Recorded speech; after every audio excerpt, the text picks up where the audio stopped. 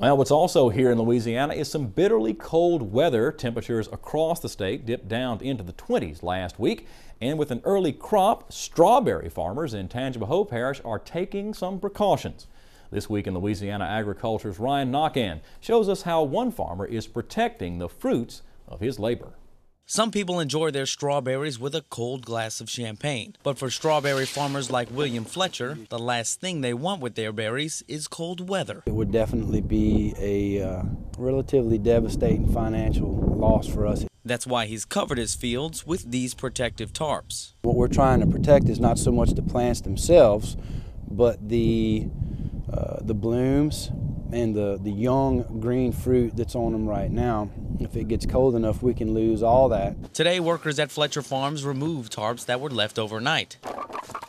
Now picking what strawberries they can salvage before a hard freeze hits Ponchatoula for the next 2 nights. We're picking what's on them right now, just anything that's on them that's worth harvesting. We're getting it off today because it's probably be ruined tonight. Unlike some strawberry farmers, Fletcher plants his strawberries using a plant plug. This variety costs more with planting and upkeep, but it allows him to plant earlier in the season, getting better yields. However, it does leave him more susceptible to cold weather. You definitely pay to play, so to speak. It's a risk, and on a night like tonight and tomorrow night with the real cold weather coming in, we might be seeing why it's a risk. Though Fletcher and his workers are able to rescue some of the strawberries today, right now the majority of his crop is helpless against the conditions. The blooms, when you can see the little white flowers with the little yellow centers, that's when they are the most vulnerable. The lows here expected in Ponchatoula for the next 2 nights are 23 and 20 degrees.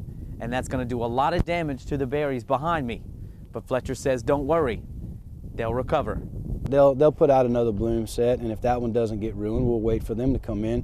Between now and then, we just take care of the plants and hope for spring. The same hope that keeps this 4th-generation berry farmer hand planting, hand picking, and hand packing these strawberry fields. In Ponchatoula, I'm Ryan Naquin for This Week in Louisiana Agriculture. Fletcher says it takes 5 to 6 weeks for a freeze to affect the strawberry market, so if you're finding it difficult to find strawberries on Valentine's Day, well, you'll know why.